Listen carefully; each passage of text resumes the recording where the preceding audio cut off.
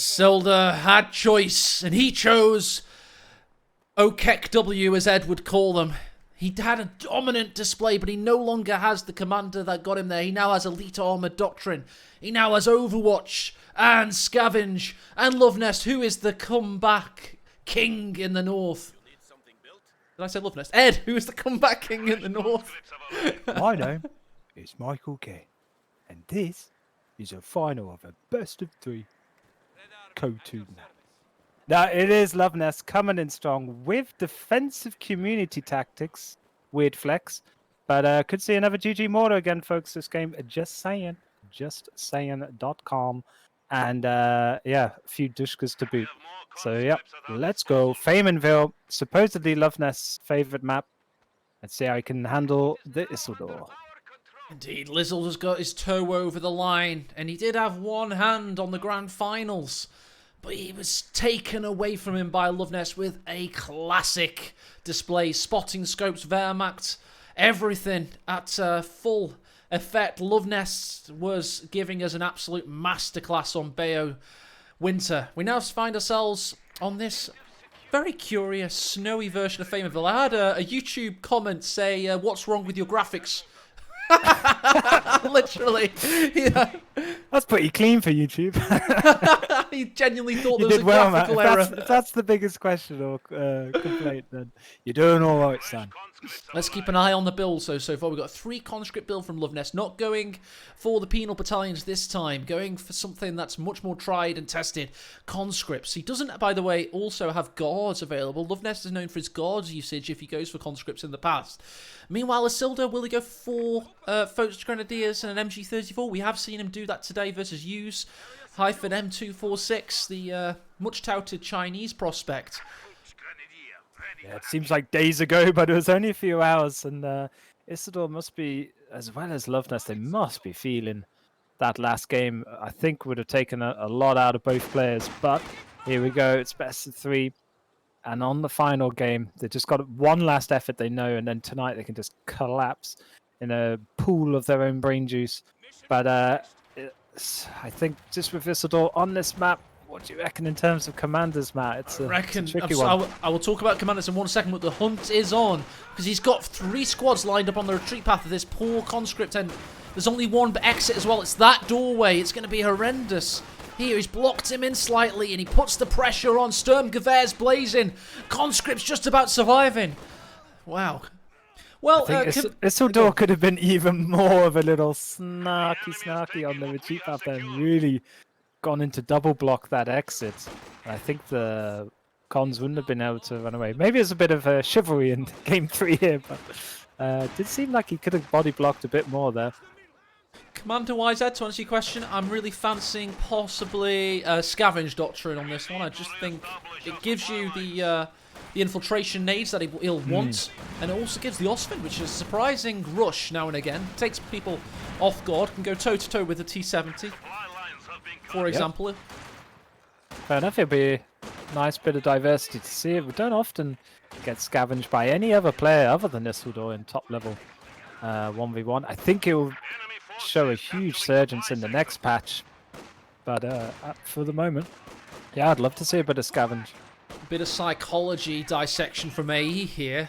Isildur was absolutely fine with a 15 to 20 minute break. Usually, in tournaments where we haven't got any other matches waiting, it's fine. If there's a side ace game, the referees will say, yeah, give him 15 minutes or maybe even longer if the cast will allow. But in this case, I would have expected if Isildur fancied his chances to take Luvnest out quick and easy, he might have protested and said, no, can we just stick to the regimented 10 minutes? I didn't see any of that, so both players are battered and battle-weary right now, and they're both just want an even playing field. They want to be fresh and ready for this deciding ace game, so neither thought that they had an endurance advantage.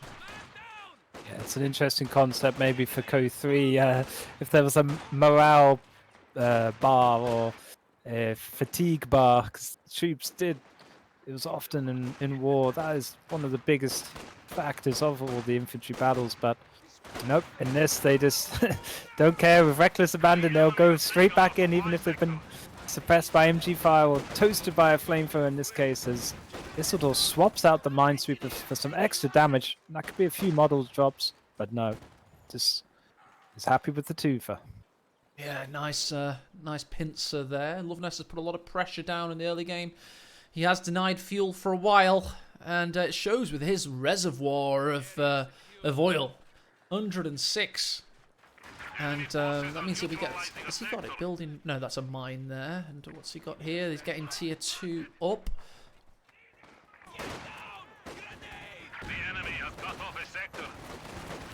Yep, as the Flame Nade pushes out the conscripts in green cover, so Isildur will be able to wire that up so he chooses. And this looks like a good early push here from the aecohmatt with the flak half-track in tow. And Luvnest, despite having this defensive doctrine, will need to sort out his defenses in terms of this light vehicle. In terms of respect as well, I'm really feeling that Isildur's showing a lot of respect to Luvnest now. It's not an easy battle for him. That game 2 has given him real food for thought. And we're seeing a much more pensive style in this early game from him. He's just biding his time, it seems. Luvnest has gone for the quickest Tankovi Battalion command positioning of all time. Tier 2, Tier 3. No walk-in, just Tier 2, Tier 3. Exactly, but if you look at the fuel, it is a little while till the T70. Could pop out the half-track instead and go for the old Bao Lang approach of the upgraded MGs, but decides for mines instead. So it looks like he is going to save on towards that T70, folks, which has been a bit nerfed this tournament patch, or am I tripping? Yes, it has. Its AoE profile is no longer quite as lethal. It's restricted in how many models it can kill, and I think the AoE in general is just not as lethal in general. But to be honest, it's still a damn good investment, and every player's still going for it. It's just not absolutely murking squads on retreat anymore, basically. Which, you know, it's one of those things, you either love it or you hate it. I personally like some of those mega OP units that make people fear them. I like that fear. Yeah, we need them. Yeah. But there it is. It's in the build order, but also little baby AT gun pops out, and Luvnest's going to use that to screen away the flak half-track whilst he waits. STG pops, meanwhile for Isildur, the first one of the game. It's quite late, it's 7 minutes, but shoe mines and engineers being upgraded with the sweeper has been the cost for his other unis. You need that sweeper against a player that's so prolific with mine placement as Luvnest. Flamethrower versus Sturmgewehr. He's going to be lucky to escape there. He's got a good amount of health remaining on the models, though. Soldiers still with all their faculties, it seems. Nice! Hit there by the M42. That thing's going to get veterancy very quickly if it keeps that up. Yeah, fire is the only thing faster fire rate than the M1 AT gun of the USF, but smaller caliber.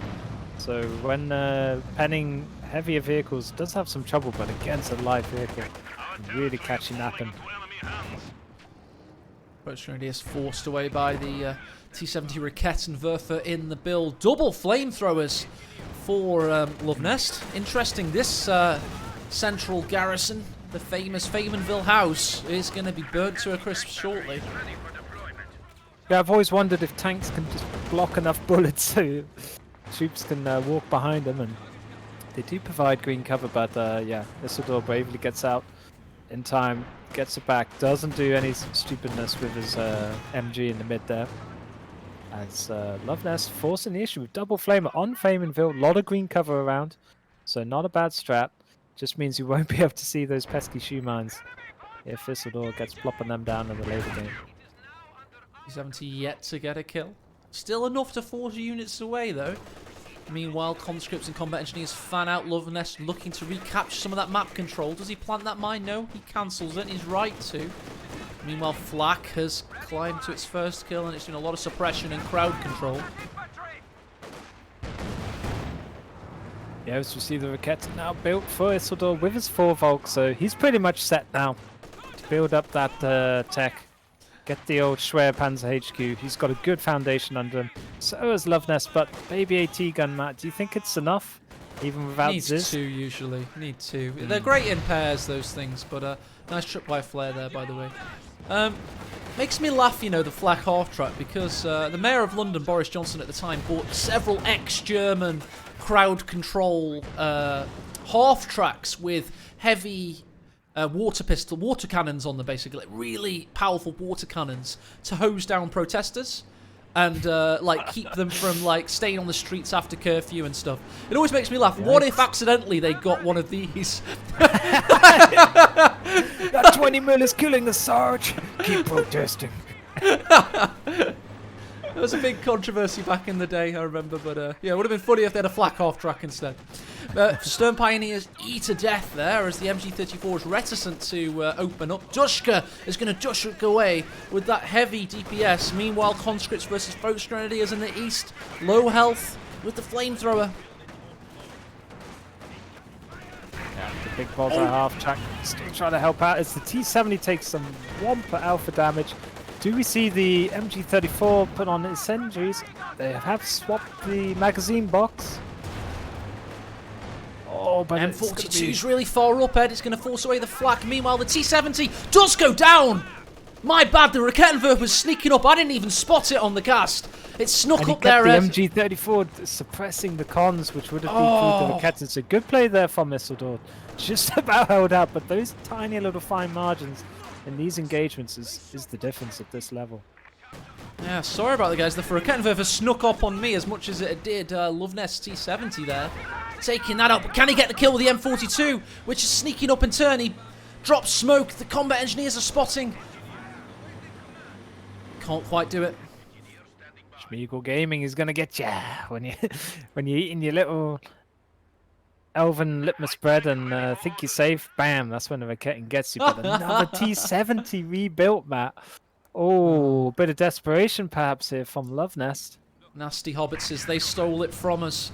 And this is a little bit contemptuous from Luvnest. He has rebuilt the T70. People are saying this is a rage rebuild. I don't believe that. I think if he's got an AT gun, a T70 is always a good acquisition. Unless he's up against, you know, horrendous AT, you know, Panzer IV already on the field or something like that. T70 is always a good option. That said, it did just eat a Rakettenwerfer shot.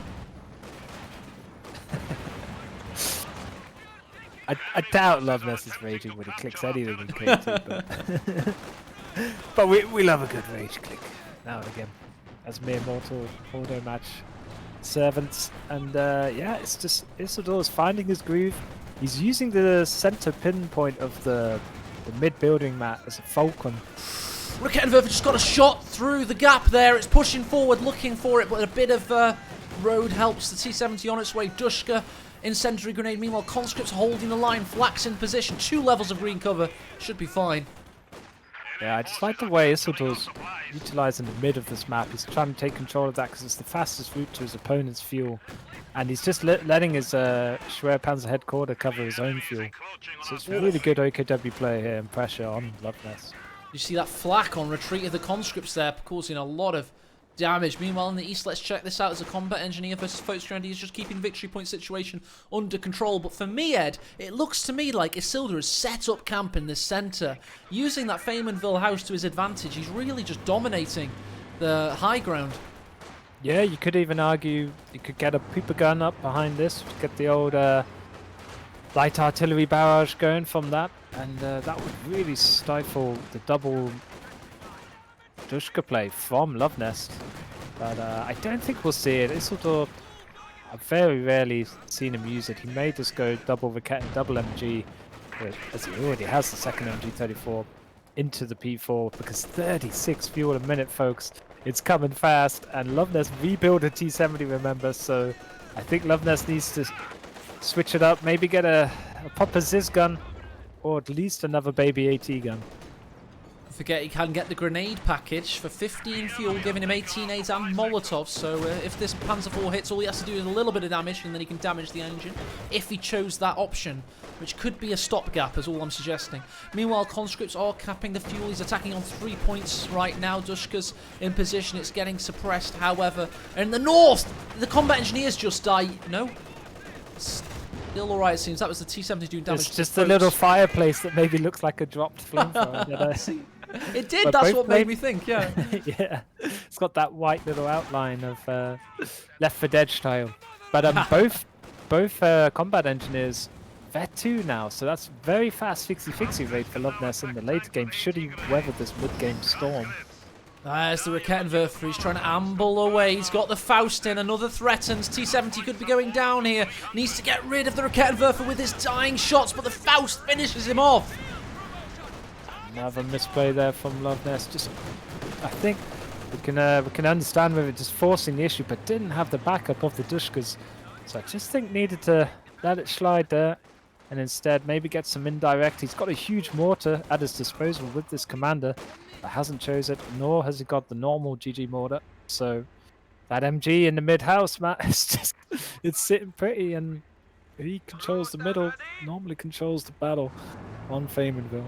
Indeed, he who controls the past controls the future, and the past is a trail of suppression with the flak and the MG covering for one another, and Isildur's just dominating that central ground. He's now also got the Northern Vichment. A triple cap is locked in. Luvnest needs to do something and do it quickly. He needs to push for the northern side, perhaps, and that's exactly what he's doing. Yeah, he's got the George W. Dub fuel, and that means fast as hell P4. That's a flak half-track into P4 within 16 minutes. That's pretty damn good going, Matt, for OKW. Little avenue we never usually see here as the combat engineer finds an angle. Will it be suppressed in time? Gets a lick of flame in, but that's all he gets in. Ah, the back passage. Finally, hello, meets code 2. And he looks like he's going to capture the north, so it was worth that push. It was a good flank with the flamethrower combat engineer. Panzer IV's finally built. He still only has the one M42 45mm. He does have 18As now, as we mentioned. He could go for that option to help tide him over as he accumulates what fuel he needs. Yeah, Isildur just swag champion with his OK dubs at the moment. Seen a couple of games today, Matt, where he hasn't have to use a commander up, as we used to see some complaints from other players saying, oh, you know, if I've lost this commander, then I've lost so much late game potential in the tournament if I use it early, etc, etc. But no, Isildur's just proving you can just waffle stomp your way through a tourney regardless of which commander you use, if any. Isildur's OKW play has been a dominant display all tournament long. Of course, he dispatched Von Ivan in brutal fashion. It was around this mark, actually, against Von Ivan that Isildur What did Von Ivan dispatch himself? Oh, nice S-mine fields there. Oh. Was it? Did he run over his own S-mines? What was that? It looked like it. No, it was the little crappy the little crappy mines, the poo-poo mines. I was thinking then he hasn't got a commander, so it can't be that. Yeah. But it was the same animation, wasn't it? Of course. That is dirty. That's the first time it's rarely ever see them. What are the PMD6 anti-personal mines? You so only like 10 munitions apiece as well, or something. Luvnest utilising his doctrine to the full on that front, but no GG mortar, just no manpower for Luvnest at the moment. Isildur trading so well. As we see the Obers come in, and Obers against 6-man cons, it's going to be a party for them. Yeah, it is. Jibber Jabber Jobber in chat. Shout out to the stats master. He says that there's 7 munitions apiece, and I think he must have planted obviously like 3 or 4 there, which gave a tired AE, by the way. This is obviously the last game of the day for us, but we've been catching some epic games previous to this one. But yeah, I did momentarily break the space-time continuum in my head. As we see some Star Wars laser beam MG ammo, always good. He's pushing in here. The flat's going to watch out. The Zis is ready. And he gets out there in time. Of course he does. That MG34 has been nestled in that little cottage for about 10 years of in-game time. And finally been derouted. Some good flanking there from Luvnest. Does have perimeter overwatch available, so good luck, have fun P4 if you get snared. You are going to get one clicked into oblivion.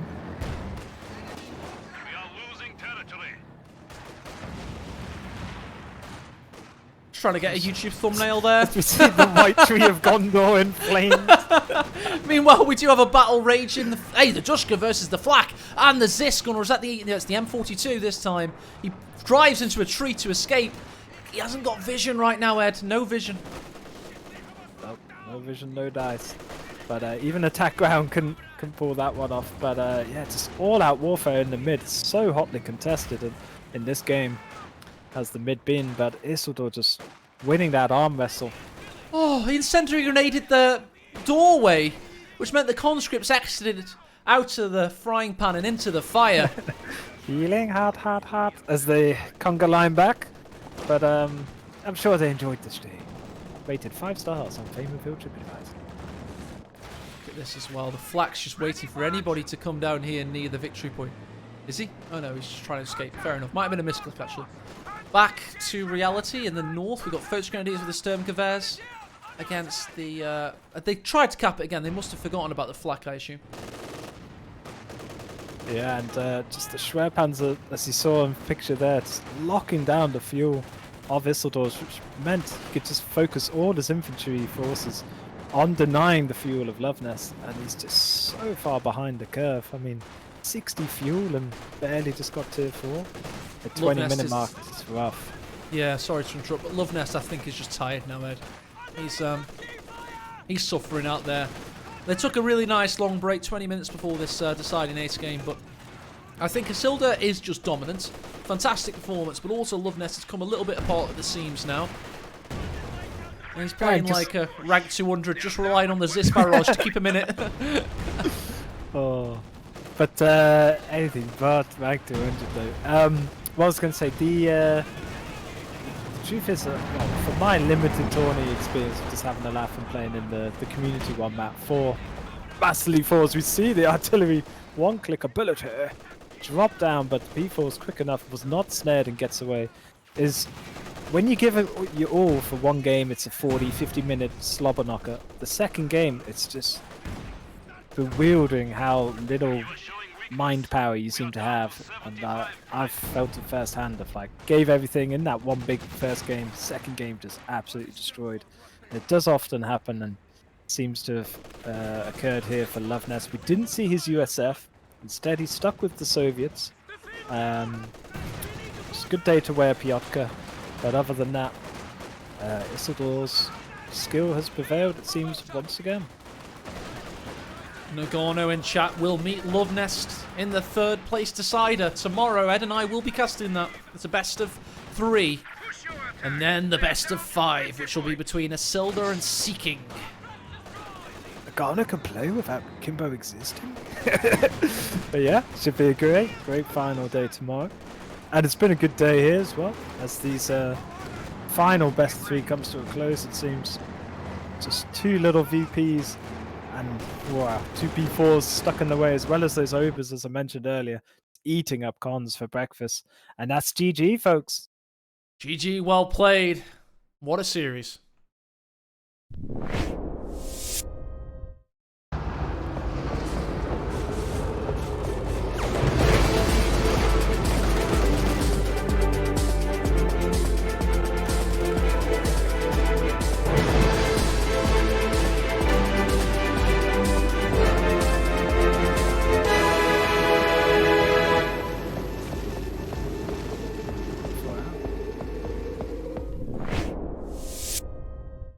And Ed and I are back live. What a game that was. Well, what a series, sorry. I mean, the last game wasn't that much, but... I think it was a victory lap for Isildur. He's just parading around with his flag out the side of the car. You know, just like, woo! Doing another lap round the Nuremberg rally, just showing off in front of Luvnest. It's like, fine. One of those annoying kids at weddings. One of those annoying kids at weddings that runs and slides on his knees, like, OKW! Such a different player as OKW. Sounds familiar, Matt? But yeah, I think just like I said, I think Luvnest went all in on that game 2, applied all brain juice, threw everything at the wall, and it worked. But in game 3, I think he just had nothing left, like he said. And credit to Isildur, his mental endurance. I don't know what he's been doing, Sudoku in his sleep or some, I don't know, speed chess whilst playing K2 at the same time. But his microing, his multitasking, and his mental endurance is top notch, and I think that's what's winning him so many bloody KT games at the moment. Fair play to him. Fair play. We've got a lot of people in chat that need shout-outs, and of course they'll have them. People that have been watching all day, players that have been playing. Nagano made an appearance just now. 101st Airborne, the big Korean caster. Newbies like Ed 80 Hertz, welcome to the community. First time viewer, long time player. What is PopCap? In my AA I'm learning battle. as I go, folks. I'm learning as I go. Still don't know how this tourney works. Like one of those Steam forum guys that's, don't worry, I've found that they've got Ashurst River. It's a custom map. you can get it. Honestly, it is a playable game. But it's always good to see familiar names and new names as well in chat. So credit to you. A big up.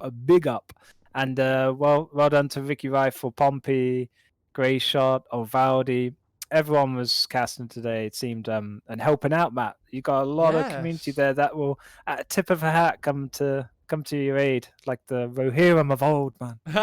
So it's a good team effort, and it's just great to see and great to be a part of. So, best Master League subscription day for the patrons since launch. We've just had 2 more, so this is more shout-outs even after the... I'll give the other guys shout-outs as well, actually.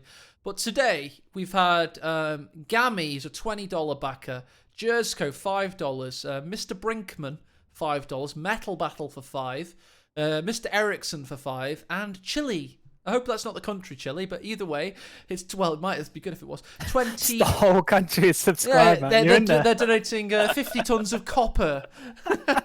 $20 from Chile, so it's a new major. They might want some political favors there in return. Don't have to get all that for nothing. But no, thanks, guys. Awesome generosity. And yeah, Matt, you done good, son. I don't know how you got me through this cast as well today, because I was sleep deprived, PTSD'd mess, but yeah, we did it in the end. So the show must go on, folks.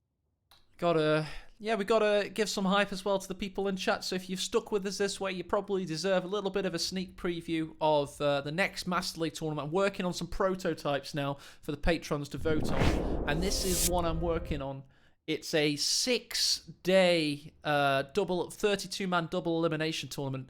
Much like the first Master League tournament was a bit rushed. We tried to do this in 4 days, so I think it might be time to go back to this format and try and do it in 6.